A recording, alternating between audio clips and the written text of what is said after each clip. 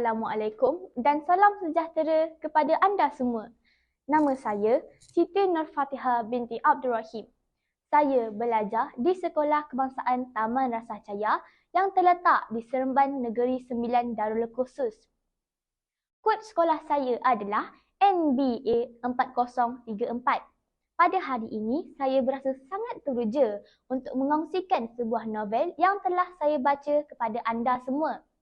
Buku yang akan saya kongsikan pada hari ini berjudul Rahsia Kelly Castle.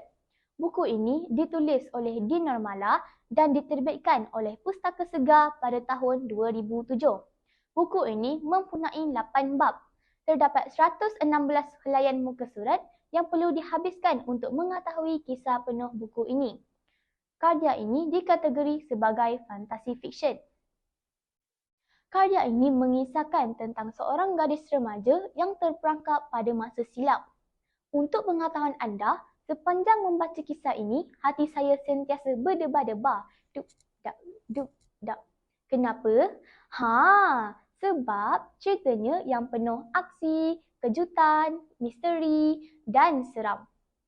Ilustrasi pada bahagian muka hadapan novel ini juga cukup menggambarkan kepada kita unsur-unsur misteri kandungannya. Justru, ia membuat saya tertarik untuk mengetahui kisah selanjutnya. Cerita ini bertemakan tentang misteri Kelly Castle. Kelly Castle ialah sebuah istana lama yang terletak di Batu Gajah Perak. Kisah ini diterajui oleh watak utama bernama Nadia. Nadia merupakan seorang pelajar tingkatan 6 yang akan menduduki peperiksaan besar iaitu SPTM atau lebih dikenali sebagai Sijil Tinggi Pelajaran Malaysia. Nadia merupakan seorang yang peramah dan berani. Selain itu, Nadia juga merupakan seorang yang tegas terutamanya kepada adik-adiknya. Kisah bermula apabila Nadia dan keluarganya pulang ke kampung halaman sempena cuti penggal persekolahan. Dalam keadaan kesihatannya yang kurang memuaskan, dia telah pergi menemani datuknya ke istana lama yang dikenali sebagai Kelly Castle. Semasa datuknya sedang leka melayani adik-adiknya, Nadia telah turun ke arah bawah istana itu seorang diri. Dia memasuki sebuah gua yang terdapat di situ. Namun begitu, Nadia segera keluar dari gua tersebut kerana merasa seram. Keadaan gua yang berlumut dan gelap itu membuatkan Nadia ketakutan. Dia segera keluar dan berlari mendapatkan datuknya. Nadia terkejut apabila diberitahu oleh datuknya bahawa hampir 4 jam dia telah menghilang.